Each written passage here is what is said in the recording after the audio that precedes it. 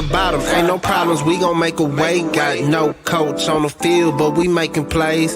Hey, look, don't worry, we gon' be okay. Hey, look, why? Cause we gon' make them pay. What is the deal? It is your boy, Mr. Marley Betts, and this is Brothers and Bets Sunday edition. And y'all already know when I'm talking NFL, I'm talking to the homie, Mr. LJ from Houston. LJ, what up, big dog? What's good, Marley Betts? Sunday morning, H-Town in the house, my friend. We about to get it in week 12, NFL bets. You know how we do it. So, hey, man, can't waste the people time. Top of the morning, let's get right to it and get this money, man. What up, Flea? That boy Flea say the dogs are barking today, and I hate it. Hey, if you know the dogs are barking, that's plus money. We should love those kind of days. Yes, sir. Now, depending on your bets, we'll see how that goes. But yeah, man, I like when dogs are barking. Post your plays, Flea. Let us know what you're looking at. Man, y'all already know how me and LJ do. We go break down majority of the games. We're not gonna go over every single game, but we got about 8 games or so on the slate. I got a Super Bowl today to go coach and win, going for my 3rd straight. We like the Kansas City Chiefs over here, LJ. Hey, let's get it. Great. So, already, bro. We'll be cheering you on. Yeah, man. Stafford Cowboys, Petrie's, Jalen Petrie former Little League. Yes, Hey, Petrie sir. came out to practice, man. He came out to practice Tuesday. That's what's up. So he came out to practice. Shout out Jalen Petrie and his foundation, man. He came out to practice for the organization. Bought everybody Trill burgers, all the kids. Already. Yeah, man. Spoke to each level individually. Flag, freshman, sophomore. Took pictures, signed autographs, like the whole 9. So shout out to Jalen Petrie and his foundation. Slowly and for surely has become one of my favorite Texans. Not gonna lie. And kid, boy, be out there smashing. And you would think, bro, he is not a big, bro. Like he might be smaller than me as far as weight wise. Yeah, he's like a half inch or so taller. You know what I'm saying? But obviously, way more athletic. Not even close. And his instincts are just impeccable. Yeah, not even in the same league. Amazing. Like I said, slowly but surely becoming one of my favorite. Actually, is my favorite Texan. You know what I'm saying? I know CJ is probably a lot of the quarterback gets all the shine, but I'm a defensive guy, so Jalen is definitely my guy. Hey, yo, D was good in the building. Let's go, Birdie, my guy. Birdie, man, don't do me too bad today. I can't jump on Jimmy's show, man. Let me hold my lead. LJ said he already finished trying to go catch me today. I'll catch you today. I'm out today, man. Let me y'all let me enjoy it, man. One more week. SBO, my guy. What's the deal? Kind of like this Sunday morning show, man. We might have to bro. Man. Everybody up, top of the morning. They trying to get some praise. It's Snizzle. What's good? What's up, Snizzle? All right, Flea, I see you. Since Flea threw that play in there, LJ, and we kind of talked about it a little bit before the show, even though we normally, you know what? Fuck it. Let's jump into that one. Let's go. Detroit and the Colts. We talked about it a little bit. We didn't jump into it. We're talking about the Lions going on the road, take on the Colts. LJ's been on this stat. I don't have the exact stat, but I'm sure LJ is going to get it. But this division, these 2 divisions versus each other, AFC North, which is the Colts division. Not sure that the Lions division for whatever reason. NFC North. Are they NFC North? Yeah. NFC North. They've been killing our division. And particularly the Lions have been killing our division. So just want to throw that out there real quick caveat. Lions, they're going on the road to Indy. Obviously, Jalen Richardson is back. He got him a win last week against the Jets. The line is at 7.5. The total is at 50. LJ put us on the Lions last week, first half. Amazing bet. He said he put the house on it. Definitely came from the cash force. So with that being said, Mr. LJ from Houston, do you have anything on this game? If not, just what are your thoughts on the game? Look here, man. When we do this sports betting, we don't make things difficult. Whatever's working, you just keep sticking to what's working. And we're going to keep sticking to the Lions first half. Why not? Minus the 4.5. It's good money. And even if the Colts cover this game, which I think they possibly can, they're more of a second half team. They like to start off slow, get the feel of the game. The Lions like just to come out blasting in the first half. I mean, that's what they do, especially in that second quarter. They're the highest second quarter scoring team in the NFL. So if they come out slow in the first quarter, best believe they're going to come bust you in that second quarter and take that lead in the first half. So all that said, y'all know the numbers. I ain't got to go through them, man. 16-5 against the spread in the first half of their last 21 games. They're also 9-2 against the spread in their last 11 road games. And like Marley just said, the NFC North versus the AFC South is 13-2 straight up on the season. Not to mention NFC on the road versus the AFC South at home, 13-8-3 against the spread. So all the numbers favor Detroit Lions, even in the full game, because they're also 18-7 against the spread as a favorite since 2023. Now, the Colts, they're allowing 20 points per game in 4 straight games. They're 7-4 straight up in their last 11 games at home. So they do play well at home, but they are 3-9 straight up as a home dog since 2022. So most of those wins at home been as a favorite. But when they're a dog, they don't perform the same well. But all that said, I'm on the first half, and I'm also going to take the over, Marley. I hope I can get a 49.5 on the show, but I'm sitting right at 50. And I'm still comfortable with 50 just because I went through the schedule last year with the Lions when they came off their bye in week 9 last year. They are 17-2, with 17 of their last 19 games have been played inside of a dome stadium. And 13 of those 19 games have gone over 50-plus points. So we are going to ride with the Detroit Lions minus the 4.5 first half. And we're going to take a shot on the total over 50 for the game. And those are my 2 plays. Yeah. I'm not mad at neither one of them. I'm not on the game, and I'll tell you why. I just feel like, look, the Lions have been rolling. There's no doubt about it. And all the numbers bear out everything that you said and that everyone should be seeing. This is one of the best teams in the NFL, let alone the NFC right now. And they're dominant right now. I feel like this could be a letdown spot, though.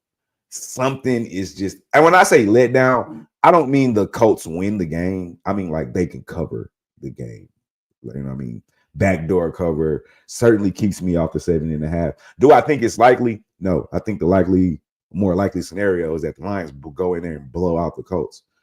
However, this is the NFL, and like any given Sunday and all that weird shit that happens. And just like I think it was Flea that said earlier, he got a feeling that the dogs is barking today. And they might be. If I were to make a play, I definitely 100% agree with you. If I'm going anywhere, I'm going Lions first half. The only thing, and I mean, not the only thing, but the thing that I love more importantly than anything about this game is that the Lions can run the ball and the Colts can't stop the run. You know what I mean? That's, if anything, what I would hang my hat on when capping this game. The Colts are, as much shit as we talk about the Cowboys run defense, like the Colts aren't that much better. You know what I mean? Cowboys are the national team. Everybody loves to hate them. If you love them, you love them. But the Colts run defense, rush yards allowed, they're 29th in yards per game allowed rushing. They're over almost slightly 148 yards. I was going to say 150. And the Lions are averaging 147. So like, this could be a long day. And not only do they have Montgomery, you got Gibbs, you got 2 very capable running backs, and the Lions have one of the best offensive lines in the league. So you pair that with that, I just find it really hard for them to stop this Lions offense. However, I don't know, man. I just got a feeling like a possible backdoor. Anything can happen. You know, it's fucking football. Anthony Richardson can fucking have one of those days where obviously not throwing the ball, but he can have one of those days where he's just taking off and having the defense get all out of whack. He can launch that hole down the field. So, you know, I would stay off the full game. That's just for me personally. I definitely 100% agree with you. Lions first half has to be the look. They come out and they just, you know, dominate teams. And I would be kind of weary of a backdoor cover. I wouldn't be a whole lot worried about it, but enough to just, you know what, let me take the first half, get the hell out the way, and that's the route that I personally would take it. Somebody I saw, somebody say he had a touchdown prop in addition to the first half full game. St. Brown and Montgomery TD. I love those. Yeah, I agree with you. I need Montgomery. That's my running back on fantasy, so I would definitely take that. All right, man. Let's keep it moving here. Kind of threw my order all out of whack, but full kits. Let's see. What are we gonna go next? LJ, let's go. I'm kind of curious about this game. I haven't got to the window. It's the night game, so I would love to hear your thoughts on the Eagles and Rams. Like I said earlier, I haven't quite got to the window with it yet. After that performance, though, with the Rams, I definitely can't take the Rams today, but I'm not super confident with the Eagles -3. I feel like, you know how you ever, or do you, let me ask you, not saying you know how, let me ask you, do you ever feel like it might just be too late to the party on some of your bets? Like, yes, because in the NFL, you usually got to bet the lines when they first come out if you're confident in it. You get what I'm saying? Because you can miss the line on Sunday. So I feel like the Eagles, I missed the wave on the Eagles. Is kind of how I feel right now, and I'm kind of scared to bet this 3. But for me, it has to be the Eagles or nothing. Since the Rams played that Miami game, they just left a sour taste in my mouth. The way they came out and played. So, and I don't think they looked all that great against was it the Patriots their last game, if I'm not mistaken? The Rams, they played the Patriots. Yeah, and I necessarily don't like the way they looked in that game. 28-22 was the final score. And yeah, they covered, but from what I remember, I don't think it was just like an easy cover. They were battling in that game early. And, you know, injuries with Puka and Cup, you know, we thought when they, 3 weeks ago when they first came back, it didn't, thought they were going to run here. I almost picked them to win the division. Now I'm kind of leaning Arizona in that regard. Offense is only averaging 20 points a game. They can't really run the ball, averaging less than 100. Probably part of that is probably because of the injuries that they've had throughout the season. The defense, in the same sense of breath, is they're about, they're 24 points a game. They're giving up 120, which I guess technically is not like, it's not the Colts, but it's 21st ranked. They're 22nd in points scored defensively. I'm just not. I feel like there's no way I can bet them other than them being at home is like the only advantage that I can give them. And obviously coaching. I'm not a big Sirianni fan. But the Eagles defense has slowly become a respectable defense. Yes. If you go look at the numbers, they're only allowing 17 points a game, less than 100 yards rushing, less than 200 yards passing. So it's not just Jalen Hurts and Saquon Barkley in that offense, but the defense has been coming along. So for me, it would be Eagles or nothing. I haven't got to the window. Maybe you can convince me to get there.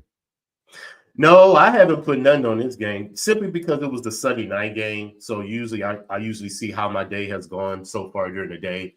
And then I try to put something in on the Sunday night game. But I will lean towards the under just because the last couple of years at SoFi, the Rams, those games usually go under unless they just have a remarkable offensive game. But the fact that his receivers are kind of banged up, and the Rams, they haven't really been running the ball yet lately. They rely on Stafford.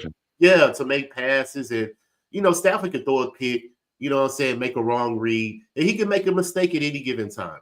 And like you just mentioned, the Eagles coming off their bye, they've been probably the best team in the NFL. Granted, you got to look at some of the competition that they played, though. I think that has a lot to take into it. You know what I'm saying? The Rams are a little step up in competition, in my opinion, because they're still fighting for a wild card and probably the division, battling with the 49ers and the Arizona Cardinals. So they feel locked into some possible seeding to where they could get some positions in the playoff or in the wild card. So I think the Rams are going to be able to want to fight in this game. But the Eagles are playing strong, too. I think they got the better personnel with Barkley and A.J. Brown, Devontae Smith. It's just all about Jalen Hurts, man. Is he going to be a runner or is he going to be a passer? You never really know. Yeah, but I think he should be good at one of them and just use the other one as a necessity. You get what I'm saying? But you never know what he's going to do. You get what I'm saying? I don't think he can throw the ball down the field at a precise range, in my opinion. I think it's more about short, intermediate routes. And when he throws the ball, he just throws it up in the air. And hopefully AJ or Devontae can run under the ball and catch it. That's really, I think. More times than not, though, it works. Yeah, because you got some good receivers. I get that, but you just throwing the ball in the air, hoping they catch it. I really can't trust that a lot of times. But I do trust Saquon Barkley. And if they can establish that run, get Saquon, establishing the offense, the Eagles should win the game, easily, in my opinion, because they are in the lead of their division. And as long as they hold off Washington, they should be able to win their division. The Rams are still fighting. Devontae Smith is out. Yeah, I got to start reading the injury report. My bad, guys. I'll read it on the next couple. Well, that just lets me know there's going to be a lot of Saquon, coming out of the backfield running because you only got A.J. Brown now. So they're going to double team A.J. So somebody's going to, have to be a secondary option for Jalen Hurts. But all that said, I lean under 49. I just think the game goes under. Before as a side, I haven't made a bet on this side just because I was going to wait till later to see how I was looking throughout the day. Yeah, I do the same. I don't want to say I don't cap, but I kind of don't break it down as thorough until later. And like you said, depending on how my day works out, determines the amount of wage and risk and yada, yada, yada. So yeah, I'm right there with you. But I think it's an interesting game. So I just kind of wanted to talk about it a little bit. Do you have anything? Because I kind of want to take this game out. Pats and Dolphins. No. Yeah, cool. Let's take that out. All right, because the last couple games I'm interested in. Yeah. All right, let's start here though. It's probably the least interesting game, and I'm very interested in it though. Talk about these Vikings going on the road to take on the Bears in Chicago. The line is plus 3.5. The total is at 39.5. Let me go get the injury report because I've been quite leaving that off last couple segments. All right, let's start with the Vikings. Sam Darnold's probably has a foot injury. Josh Oliver, the tight end, has been downgraded to out. He has an ankle injury. Nick Muse, other tight end, which we know Hawkinson is the tight end, so upgraded to probable. Nick Muse he's undisclosed, and Gabriel Murphy, the linebacker, he is questionable with a knee injury. That's pretty much it on the Viking side. On the Bears, Keenan Allen has been upgraded to probable, probably going to play. The tackle, Ryan Bates, he's been downgraded to out. He had a concussion last week, or maybe a couple weeks before. I'm not exactly sure when. DeAndre Swift, he's upgraded to probable. He's been out with a groin injury. Tevin Jenkins, the tackle, he's upgraded to probable. He has an ankle injury. Elijah Hicks, the safety, he's downgraded to out. He has an ankle injury. And Kieran Abenduje, the other tackle, I forgot, man, the Bears have been down like both their tackles and the back. It's crazy. He's questionable with the calf injury. All right, LJ, me personally, the Bears lost last week, but I love the way they still came out and played. Obviously, I think it was a field goal. Missed the field goal late to win the game. If I'm not mistaken, that's how that game ended. Some of It these was games blocked. It was blocked. Blocked. Okay, yeah. Shit be getting jumbled up sometimes for me. But obviously, when we're talking about Chicago, when we're on the positive side of things, we're going to talk about this defense. They're allowing less than 20 points per game. Believe it or not, they're allowing over 100 yards rushing, but less than 200 yards passing. And it's getting cold. Their main thing is they don't allow people to score. They're 7th in points allowed. Like I said, they're averaging 18 points per game. The problem is obviously the offense. I think a big part of that problem was his tackles were out. They fired the fucking offensive coordinator. There's just a lot of turmoil on the offensive side of the ball for the Bears. Probably going to lose his head coach at the end of the season. But the defense is still playing extremely well, and they should have won that game last week. Yeah. I feel you, Tarek. That was probably a good call, and I'm about to tell you why, or I'm going to continue to tell you why. I like the Bears here, plus the 3.5, LJ. I don't know if they win the game, but they're still playing. The defense is allowing less than 20 points a game. This is a divisional game. It's going to be outside. It's going to be in the cold. And lately, LJ, I don't know how you feel about this, but lately, I have found myself I don't trust Sam Darnold. He's not the Sam Darnold that started off the season. He's looking like what we normally see from Sam Darnold, but maybe slightly better because he's probably with this. He has a slightly better team, has a better defense, definitely a way better defense around him, better weapons on the outside with Justin Jefferson, running back, not Jacobs with the Packers now. Aaron Jones. Aaron Jones, there we go. Aaron Jones, but he's still turning the ball over extremely too high for me. We talked about it last week. He let both of us down when they went to Jacksonville, and he threw those three interceptions in the red zone area. Chicago's defense, we talk about when we do talk Chicago defense, we both tend to bring this up. We seen them in person. We were both at the stadium that day. That defense is fucking legit. Like, they are going to knock Sam Darnold around. They're going to have a hard time moving the ball. Like I said, they should have won last week. So I like the Bears plus the points. I'm not going to go nothing crazy with it, but it is something I'm going to get to the window with, plus 3.5. I think they might can steal one today, LJ. Yeah, they probably can. They've had some tough defeats last couple of weeks, man, and they're gonna have to get it together, in my opinion.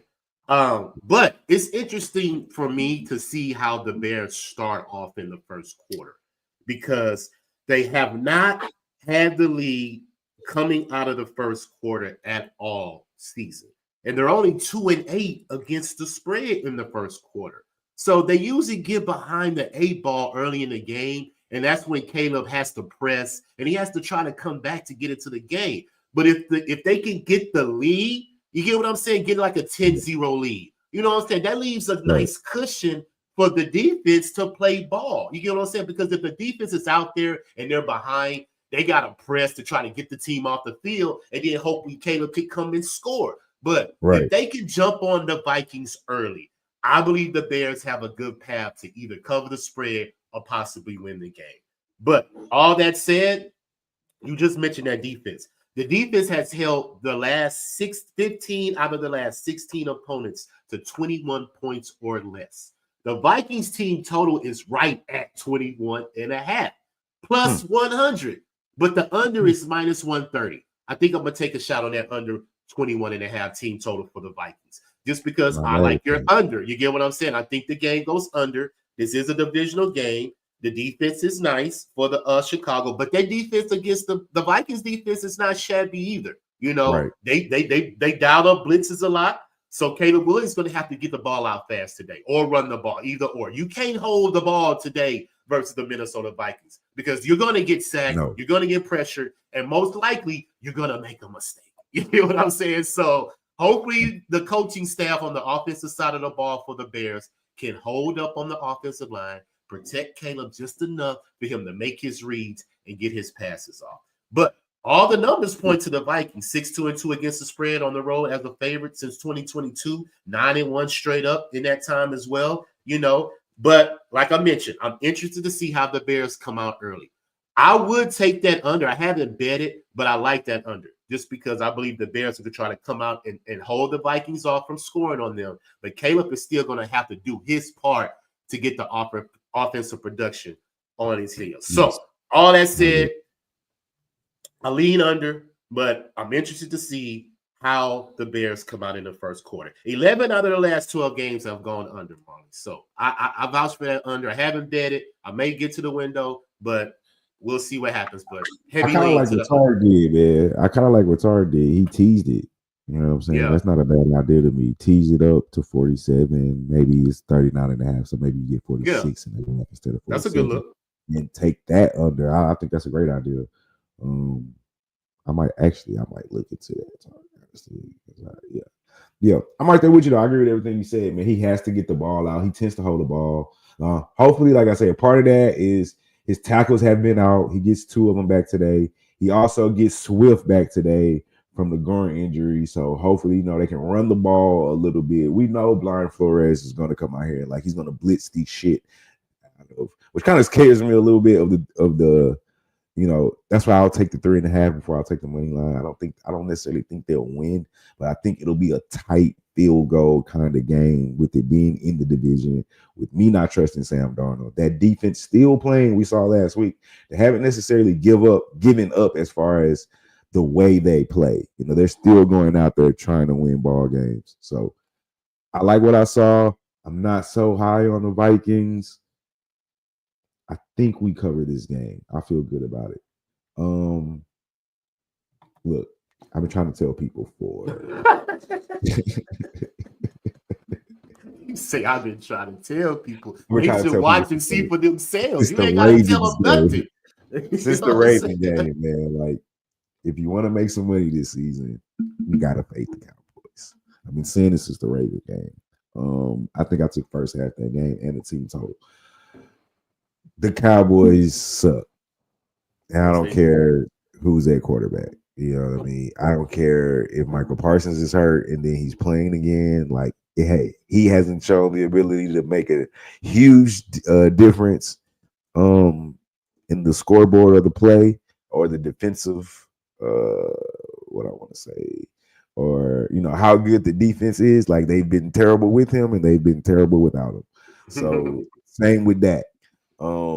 And just, the longer we go into the season, they're like, we're running out of time, guys. And the books are going to correct themselves. And also, the Cowboys are going to win a game. You know what I'm saying? I don't think they're going to go winless the rest of the season. Although I wouldn't be surprised if they did.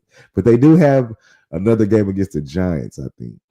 They got the Giants, the Bengals, the Panthers, the Bucks, the Eagles, and to end the season with the Commanders.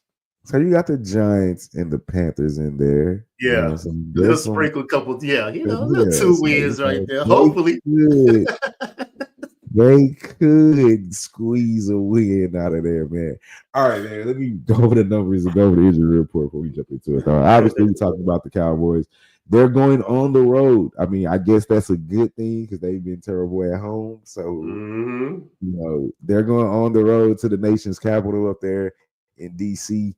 to take on the Commanders. The line was 10, but since this morning when I checked it, it's moved to 11. The total has went to 45. Let me get the injury report real quick since I've been kind of skipping over it the last couple games. And for Dallas, obviously, this hurts. Zach Martin, he's been downgraded to out. Back injury. That's terrible. Brandon Cooks downgraded to out. Zach Martin is the guard, by the way. Everybody that don't know. Brandon Cooks receiver. Nick Vigil, the linebacker, he's questionable. He has a foot injury. Jordan Lewis. That's my mom and them cousin. Her last name. So they cousins. Jordan Lewis, Kinfolk. He's been upgraded to probable. He got a neck injury. Neck injury scared me in football. It's just Chumi Adoga, a tackle, he's questionable with a toe injury. Trevon Diggs, this hurts too. Trevon Diggs is out. Knee injury. That's the cornerback, number 7. Tyler Smith, the tackle, he left last game with an injury. He's questionable. Deron Bland has been upgraded, cornerback. He's been upgraded to probable, but he has a foot injury. They have like the worst injury for their positions. Like, I don't want a cornerback with a bad foot. Like, damn, you can't have like a wrist or a hand. Yeah. A shoulder, like a foot. You got to run, my boy. Jake Ferguson, tight end, downgraded to out. That hurts too. He had a concussion last week.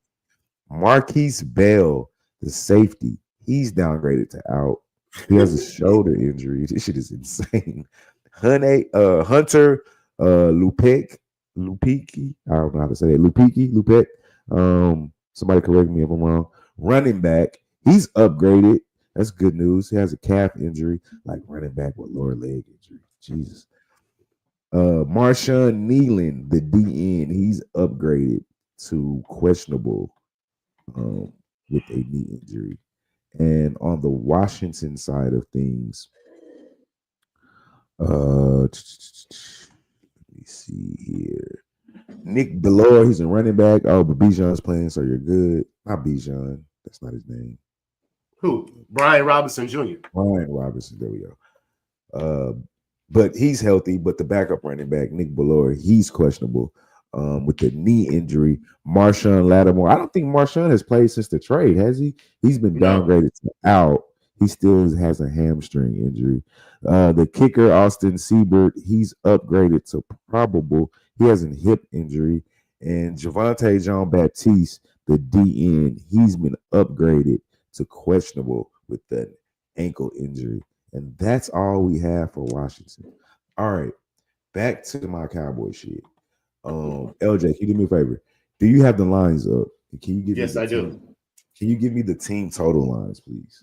The team total for the Cowboys is 16.5.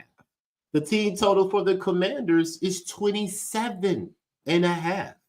27 is tough, but we're gonna take that 27. Hey, I'm taking it too. Yeah, we're gonna take that 27. Listen, people, you just gotta fade the Cowboys. So what I did last week, and I'm pretty sure I'm gonna do the same thing.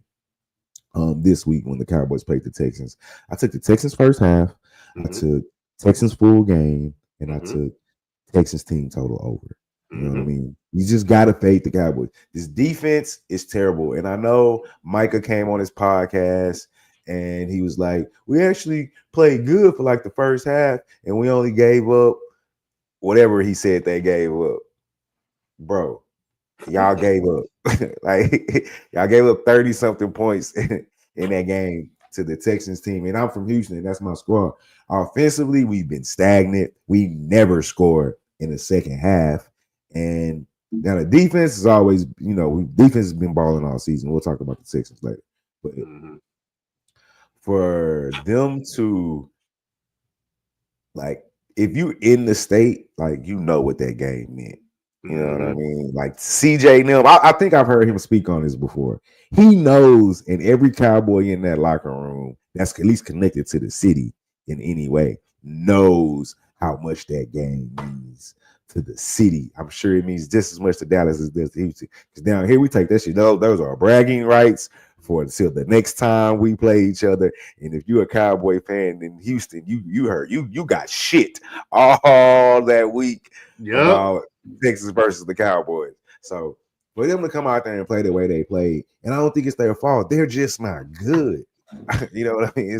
They didn't want to get blown out. This team is like, they can't stop the run. Brian Robertson is playing. They can't stop the pass.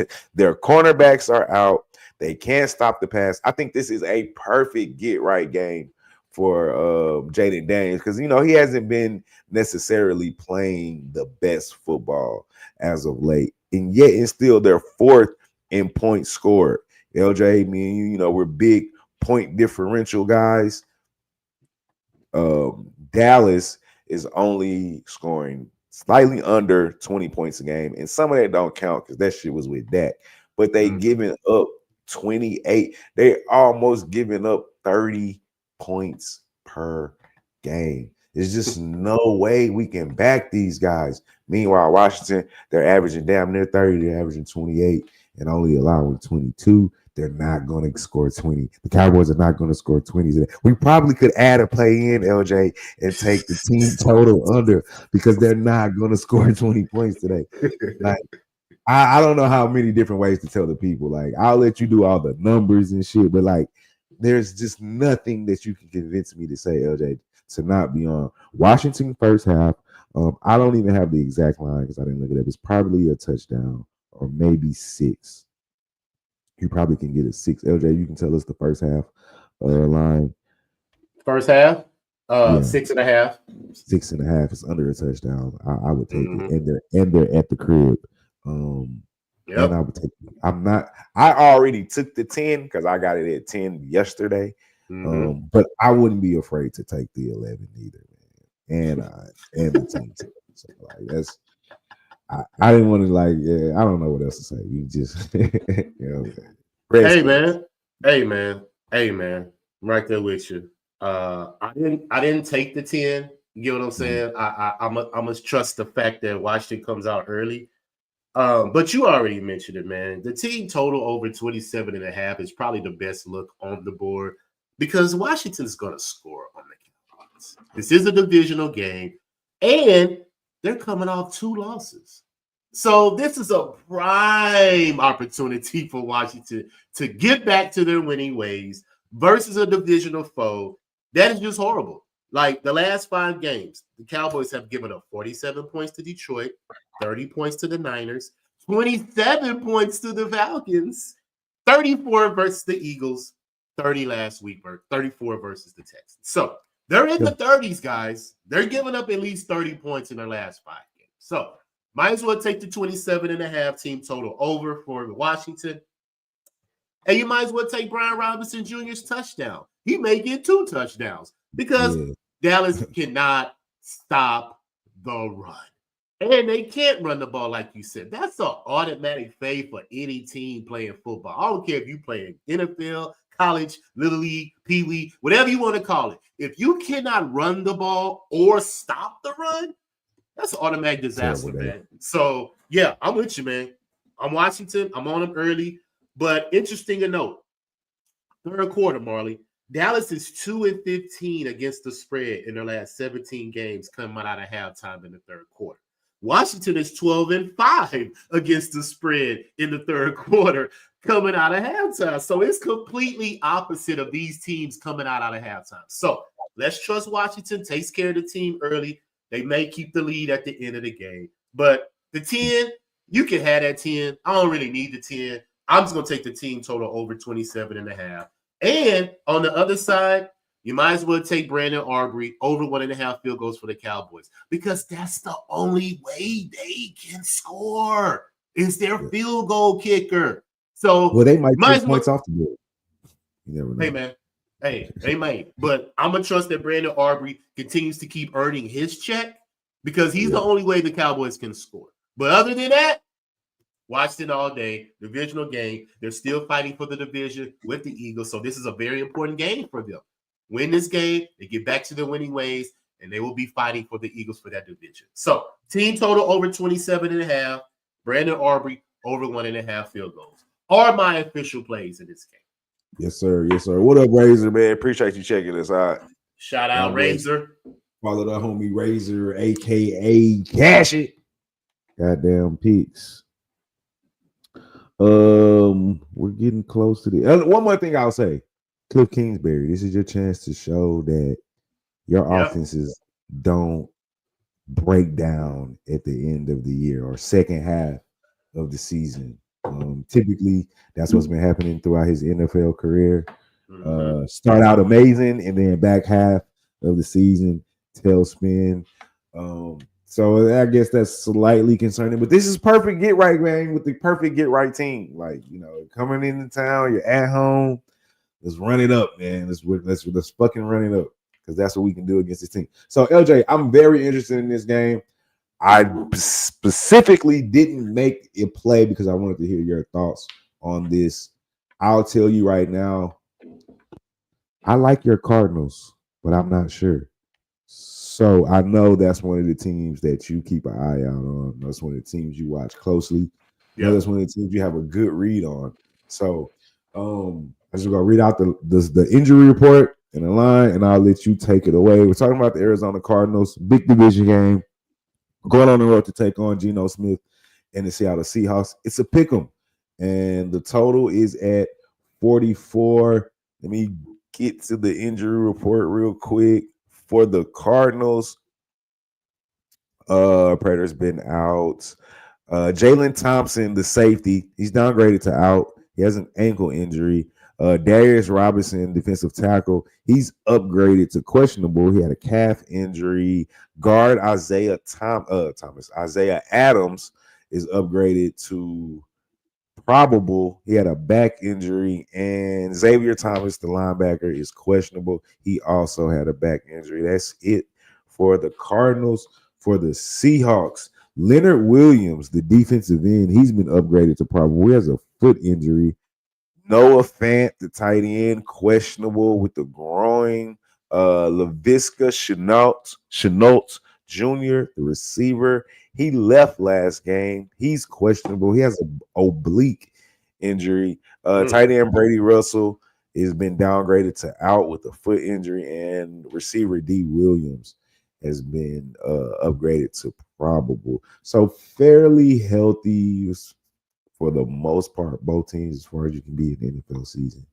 At this point in time, Seahawks stole one from San Fran last week, making this division very, very tight. Like I said, I like the Cardinals, but I wanted to wait till I heard what you said about this game. So shit, take it away. Yes, sir. I think the Cardinals can pull off this victory. Seattle don't play well at home. They're only 2-8 against the spread in their last 10 games at home. Most of their wins have been on the road this season, but I think they're kind of digressing. They won a big game last week versus the 49ers, and I think the Cardinals coming out of their bye, they won 4 in a row, and they've covered all 4. You get what I'm saying? And the fact that they've covered versus Buffalo, 49ers, and Miami, those are pretty solid teams. You get what I'm saying? With good quarterbacks and good run games that they held their own in those games. You know, they lost to Buffalo, but they beat the 49ers and Miami. They beat both of those teams. So they're coming out strong. I like that they're coming off a bye. They're getting healthy for the most part. The defense has been playing well. You know, that was the Achilles heel of the Cardinals the last couple of years was their defense giving up 28 to 30 points a game. They cut that down. You know what I'm saying? So as long as that defense is playing, getting these teams off the field and letting Kyler Murray and James Conner run the ball, get third downs, keep moving the chains. You get what I'm saying? The Cardinals can make some noise in this NFC because they're still fighting for that division. I think they're undefeated in their division. They've already won 3 games. So they still have to play Seattle twice. They play the 49ers again, and they play the Rams. If they sweep Seattle and be up 5 games in the division, that's the division right there. They can lose both the games and still get into the playoffs because they would have an automatic bid because they're the division winner. So everything is sitting good for the Cardinals right now. I'm going to take James Conner's touchdown because the Seattle has allowed a rushing touchdown 7 out of their last 10 games. I think that's good money. And on the other side, if Seattle's going to score, it's probably going to be with their field goal kicker as well, Jason Myers, because the Cardinals have allowed over 1.5 field goals 7 straight games. They don't give up touchdowns, but they will give up that field goal because they're going to stop the teams in the red zone. You get what I'm saying? But they'll settle for those 3 because you rarely win games kicking field goals. You have to score touchdowns. And that's what the Cardinals do. They score touchdowns.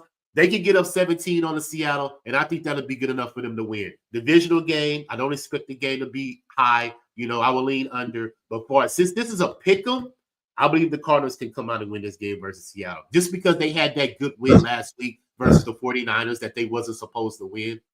This week, coming back home, Cardinals off a bye. I like Kyler Murray and the Cardinals to take care of business. Yeah, man, I'm right there with you. Like I said, I like the Cardinals. I haven't gotten to the window with it, but I'm definitely going to. Long as I didn't hear you say you're taking Seattle, because I know this is a team you pay close attention to.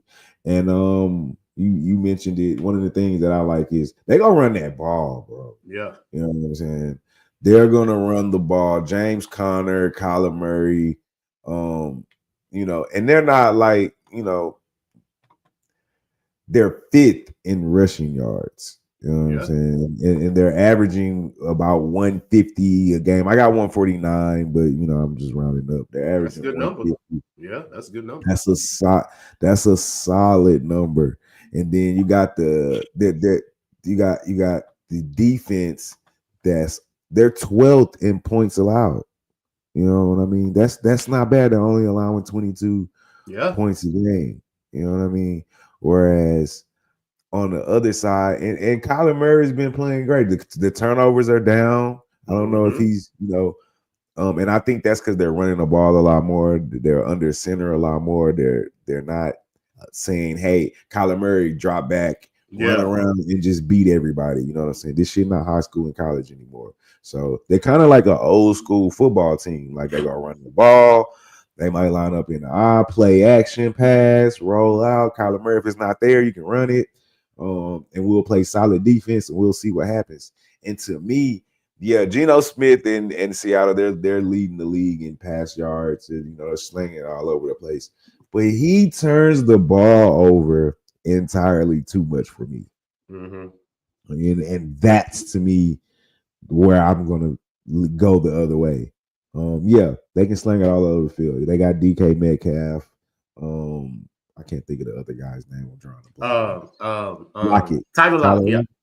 Tyler Lockett. You know what I mean? Kenneth Walker hasn't really lived up to what he was supposed to be thus far. But, to give Geno his credit, they're slinging it all over the place. But he's already in double-digit interceptions. And Kyler Murray's been taking care of the ball. They're just playing solid football over there. So, for me, I'm right there with you. I'm definitely going to take the Cardinals in this matchup at a pick 'em, and we'll see where the cards fall. Let's see, we're almost up out of here. We got how many games left? 2 more games left, and you got anything on this one? 49ers and Packers, no. Did come to none on that one. Yeah. I don't know if you know, but Purdy's out. So they must be a dog because this is the first time it's a dog. I didn't have anything on this game, but with Purdy being out, probably gonna go ahead and take that 5.5 at the crib. We see where the cards fall. Who's the quarterback? Who's the backup quarterback for the Niners? Hey, there was. I didn't even catch that. Nice. Because I was like, we'll see where the cards fall. Who's the backup quarterback, chat, for the 49ers? Brandon Allen. Who is that? Shit, nah. Hey, that I can't tell you. He's not a rookie, though. I do know that much. He's been in the league. I don't know where he's from. He ain't came in the game since Purdy started. Chad got us. 49ers. I think the Rams back up. Oh, okay. I know it's Brandon Allen because I looked it up earlier because I had the same question you had when I found out Purdy was hurt. I was like, "Who the fuck is the and Brandon Allen?" I clicked on his name and I can't remember what he said, but I knew he wasn't a rookie, and so I'm like, who knows? He could be Purdy 2.0. I don't think he's gonna be Purdy 2.0 in Green Bay in the cold today, but hey. Any given Sunday, I guess, as they say. Because I think I'm just gonna blindly. I'm not gonna say blindly. It's the afternoon game. Oh, I'm not gonna have time to really break it down because I got to coach Super Bowl. But I still might just blindly take that. Because this guy hasn't played all season. Yeah, and the 49ers are a dog. You get what I'm saying? First time they're a dog since Purdy has been the quarterback. How many reps is he getting at practice? Like normally the backups, like the NFL starters don't give the backup QB reps like that because they don't want him to look good at no point. Like, you're not taking my job. It's real life. You're not taking my job. True. You get no praise. You better get mental reps. Do this shit in your mind. So yeah, I feel you. Hey, this guy right here, this guy right here, this guy right here. His son is my starting middle linebacker. Ah, okay. Nice. Really? Nice. You Who he understand? remind you of? Who he remind you of? Nice. Look what he said. Go. Minus 20. Let's go. Don't get me fired up in this bitch, dog. Yeah. Let's go. Yeah. Hey, quick story, real quick, LJ. He sent me a picture Friday, and it said, check your boy out. And it was a picture of his son watching TV with his helmet on. I said, let's go, dog. I'm ready, dog. Hey, who does he remind you of? Who does his son remind you of? I don't know, man, because technically he won't play linebacker. He's a cornerback, but he just hits and tackles so good. Okay. He understands football, you know what I mean, that I moved him to linebacker. Wow. First year ever playing linebacker. You know what I mean? First year if you watching the game with your helmet on, you locked in, bro. I seen him make a tackle at cornerback against one of our older running backs who was scrimmaging one day. One of the best running backs in the league, and he just went and tackled him. No fear, it was like it was just second nature. You know what I'm saying? And I was just like, shit.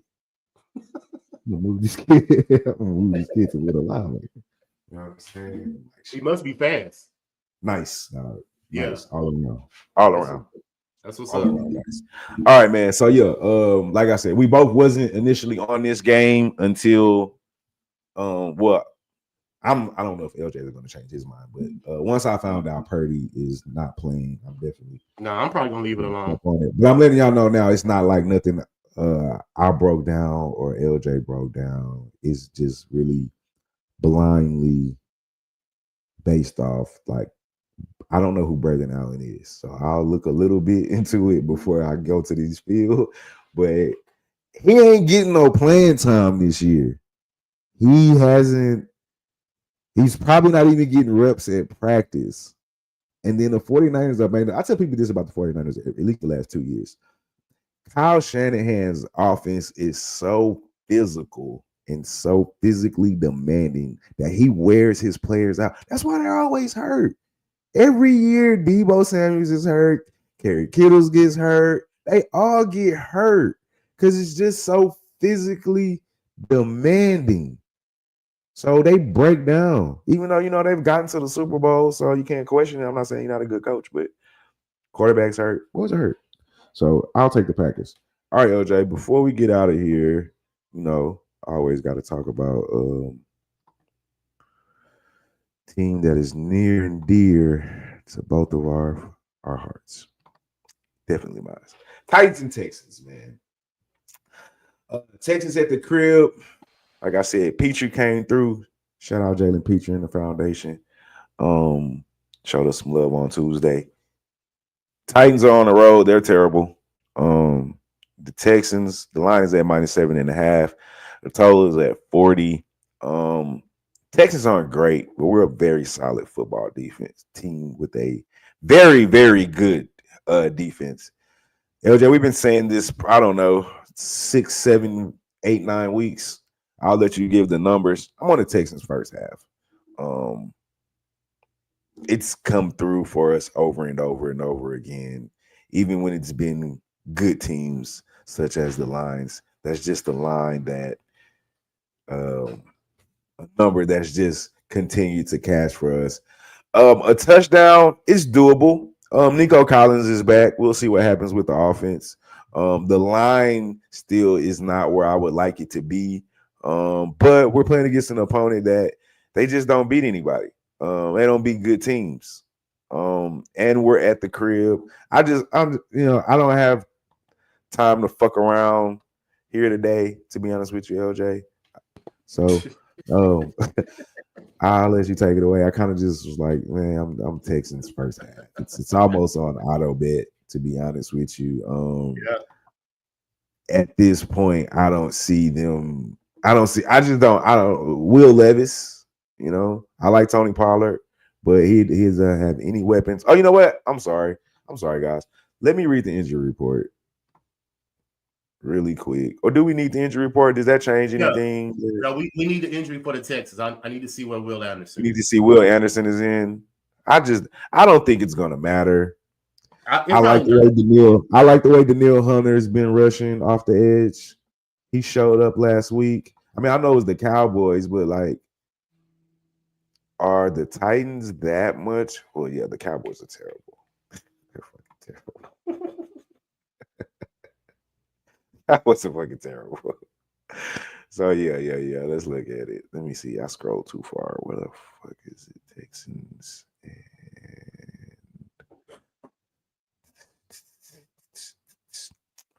I'm gonna miss the game. Trying to get my third straight ring. Excuse me. Getting my third straight ring.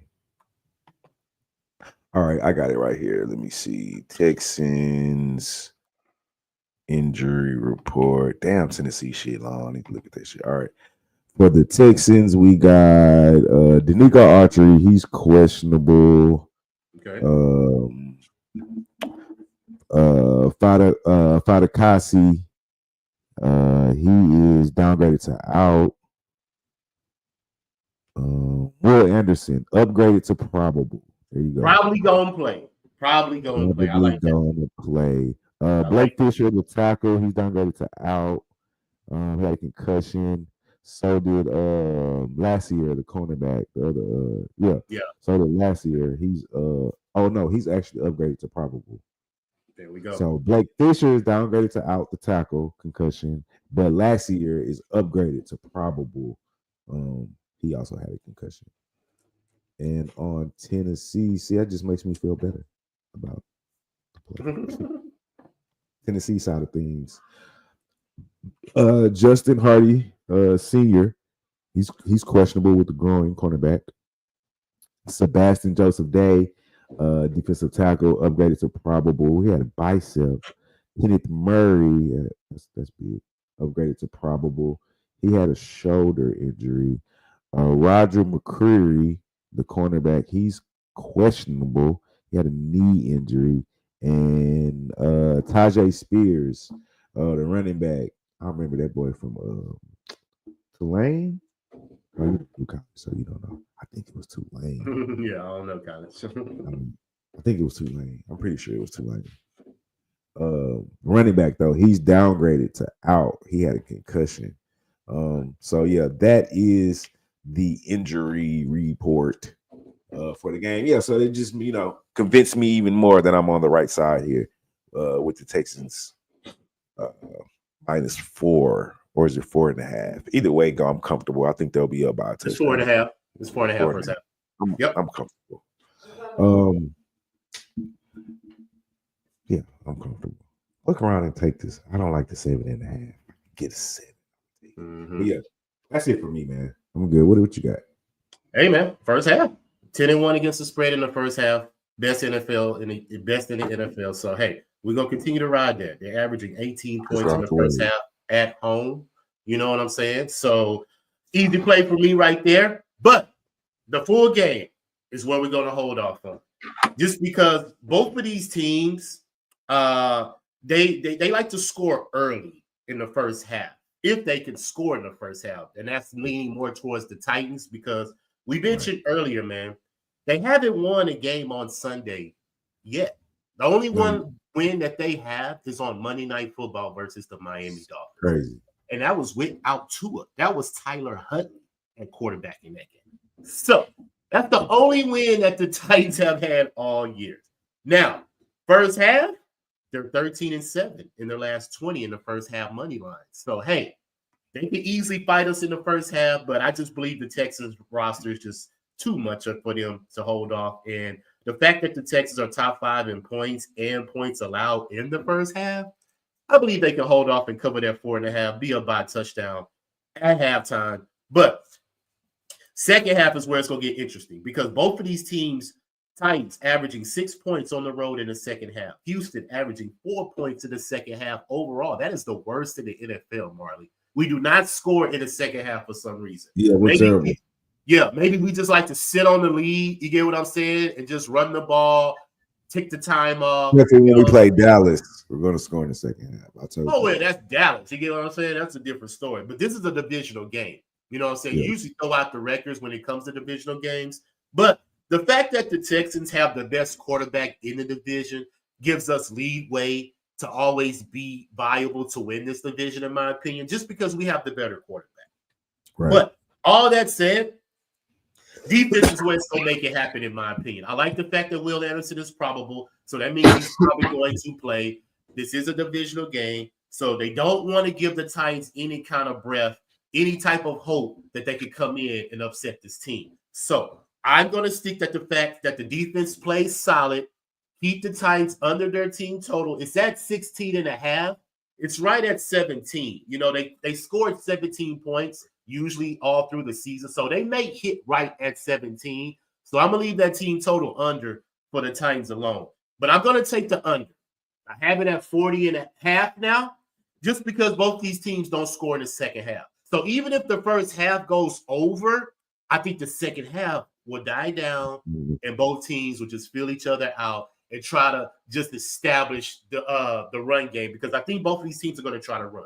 But I think we have the better run team. You get what I'm saying? Just because of Mixon, 6 straight games with a touchdown. So I'm definitely on Mixon's touchdown.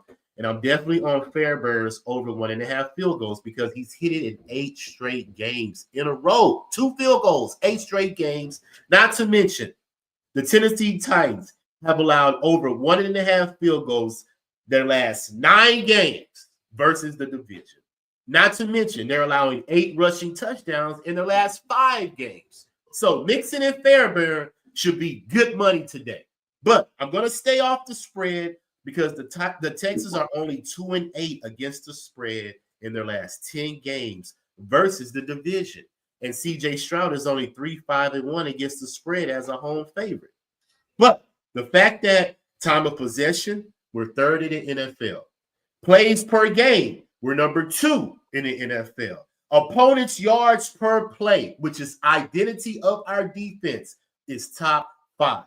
The Titans are ranked 25th in total plays, which means they don't have enough plays, and they're not on the field long enough to establish an offensive identity. So for that reason alone, I'm going to take the under, because I think they don't have enough plays to score. I think the Texans take advantage of it early, sit on the lead, play good defense, keep the Titans off the field, and we can just run the ball, convert third downs, and win the game. We don't have to hit the 7.5. We can just win the game. But the first half, I'm on the touchdown, minus 4.5, and I'm on the under 40 on my 2 plays in this game. All right. You know what? My dumb ass forgot to write all that stuff down. It's all good. We'll remember. So, oh no, I'll go through the show. I'm saying so I can't do the recap I normally do. So, but with that being said, are you on Jimmy's show today? Yes, I am on Jimmy's show today.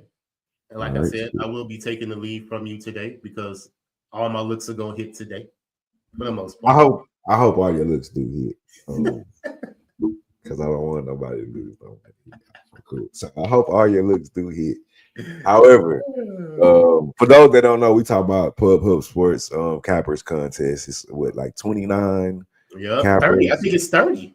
30 cappers. So there's 30 other cappers, including LJ and myself, all doing NFL picks on Sundays. And Jimmy the Bag, he calculates everybody's ROI and win-loss record and all that shit, and ranks us all week. So your boy, number one. Number one. Had to take the day off, Sunday off, because I, got a game to coach, so can't do the day show. So LJ finna try to say he gonna try to take my slot, but coming for that number 1 spot, like Luda said. Hopefully he wins his bets, because I don't want him to lose any money. But hopefully that still don't mean he take your boy's spot, because I told Jimmy the other day, I said, you know what, Jimmy, man, I'm trying to have like the biggest lead in show history. I'm just competitive that way. So y'all can find LJ over there in a couple of hours. LJ, tell the people where they can find you at. Yes, sir. They can find me on Twitter at LJ Sports Media. I put all my content up there. You know what I'm saying? Go follow, you know, and also on YouTube, Raw Words Podcast. We right here live, you know, going through the week plays every week. And like I mentioned, you can find me on Pub Sports, me and Marlon, be on there with Jimmy, you know, breaking down the games. We be on the live as well. So I'm pretty sure we're going to be on the live tomorrow night with the Ravens and the Chargers. Very good game tomorrow night. So we will be live on Pub Sports Radio. And of course, right here, man, Brothers and Bets. Every week, we either going to collab with the Raw Words or we're going to do Brothers and Bets like we doing right now, giving y'all our best plays, you know, trying to bust these bookies over the head. Sunday football, man. We live for this, Marley. So, hey, let's get this money and have a good day, my guy. Yes, sir. Yes, sir. And as always, man, y'all know what it is. I am Marley Betts, and this is Brothers and Bets. And goddamn it, I'm gonna go get my third straight Super Bowl ring. It's already. Let's go. Shout out to the Cobras, man. Let's go get that ring, man.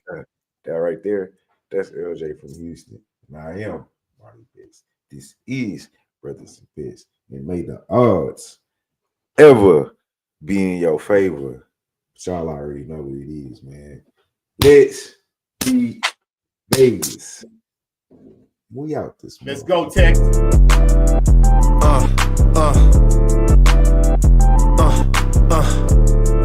Check it out. Look, we from the bottom, ain't no problems. We gon' make a way. Got no coach on the